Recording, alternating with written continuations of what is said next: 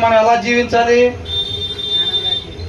పౌలు గారిలా కూడా కాదు, డైరెక్ట్ గా క్రీస్తును పోలే జీవించాలి.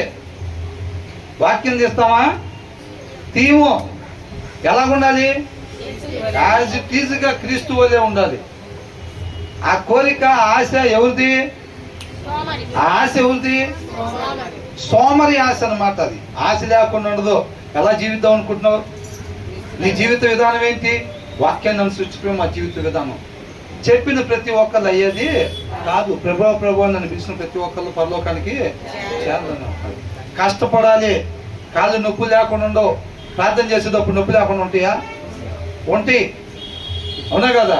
ఏ మార్గం ఇది? ఇరుకు మార్గం. కొంతకాలం ఏంటి? శ్రమలో. అది మనం మెంటల్గా ప్రిపేర్ అయి ఉండాలి. దాన్ని ఇష్టపడాలి, అపేక్షించాలి. దాన్ని, ఆ నొప్పిని అపేక్షించాలి, ఆ కష్టాన్ని అపేక్షించాలి మనం. అప్పుడే నీకు ఆ చల్లటి వాతావరణం ఎదురైంది, మంటలు కాకుండా. అవునా?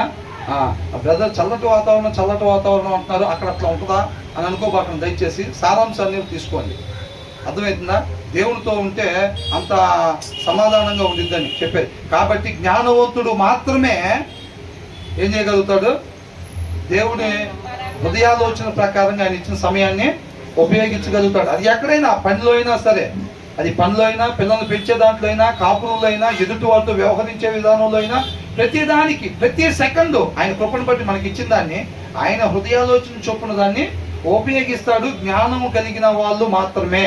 ఓకేనండి? అంటే మనం ఎలా ఉండాలి? జ్ఞానం లేని వాళ్ళు కన్నా జ్ఞానం కలిగి ఉండాలన్నమాట. ఆ తర్వాత నాలుకను భద్రము చేసుకొని వాడు శ్రమల నుండి తన ప్రాణమును కాపాడుకొని ఏం చేస్తాడంట?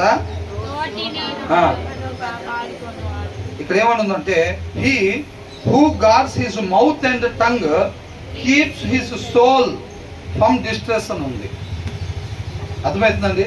కీప్స్ హిస్ సోల్ అంట. ఏంటి సోల్ అంటే? ఆత్మ. అర్థమవుతుందండి? నోటికి చెయ్యి అడ్డం పెట్టుకుంటే ఉపయోగం ఏం లేదండి. ఇది జస్ట్ ఓపెనింగ్ డోర్ లాంటిది, అంతే. డోర్ లాంటిది. మనిషి లోపల ఉంటేనే ఆ డోర్లో నుంచి బయటకు వస్తాడు తప్ప ఆ డోర్ ఏం చేయలేదు. ఈ నోరు కాదు, ఇక్కడ ఉండాలి భద్రత. అర్థమవుతుందండి? ఇక్కడ ఉండాలి. ఇక్కడ ఉన్నదే ఈ నోట్లో నుంచి బయటికి వచ్చింది. లోపల ఇబ్బంది అయితే హార్ట్కి జన్నుభావం రాసుకుంటే తగ్గిపోతాయి. అన్నీ తగ్గవు. వాటికి సంబంధించిన లోపల వేయాలి, అంతే తప్ప. హూ గాడ్ అంటే ఏంటి? Those who God there mouths అని అంటున్నారు. కాచుకునేవారు. ఏది పడితే అది రాకుండా